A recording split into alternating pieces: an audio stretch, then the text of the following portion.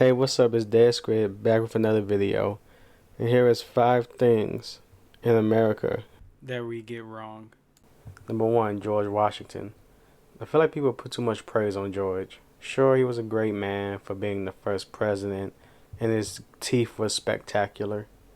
But George was just the local neighborhood bully. The reason people followed him was because they were scared of the man. Then, for the American Revolution, the reason he even got troops was by getting people drunk and having them consent to join the army. I don't know if you can consent to things when you're drunk, but they had no choice because good old George said leave and you die. So yeah, we Americans didn't really want to fight for freedom, but George bullied us into freedom. Like they say, freedom ain't free. But I mean, he had some good ideas. He wasn't just a brute. He knew having 2 different parties would divide the country and eventually lead to our downfall. Man, good thing we listened to him or things would be bad right now. Number 2, the Founding Fathers knew slavery couldn't last. When they made the Constitution, the Founding Fathers really believed that everyone had rights and wanted to release the slaves. But they knew they couldn't just randomly release them or some bad things would happen. And you ask, why would bad things happen? I don't know, maybe because enslaving an entire people would leave some bad blood, and the former owners would be scared of retaliation that they may do foolish things. Good thing we waited till Lincoln did it and everyone just got along so smoothly. Just don't think about Tulsa, Oklahoma, Jim Crow laws, lynchings, or the civil rights movements. The Founding Fathers tried to make it work though, by sending slaves to Liberia. Hey, we know it was wrong to keep you as slaves and bring you across the ocean, but hey, we're going to give you this land with nothing on it, and hopefully it works out for you. And more of the story, it didn't work out for them. Number 3, the American Revolution only worked because of a slave.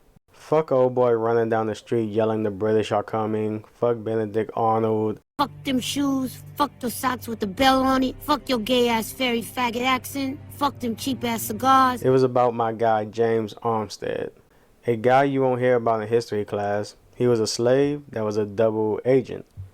He gave the battle plans to America for the Battle of Yorktown, which caused the British to pretty much surrender America.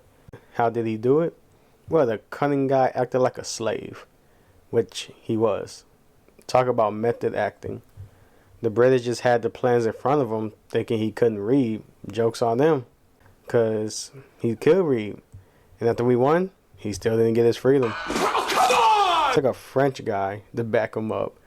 Number 4, we don't own the Federal Reserve. If you ever heard of the Federal Reserve, it is the Bank of America, literally.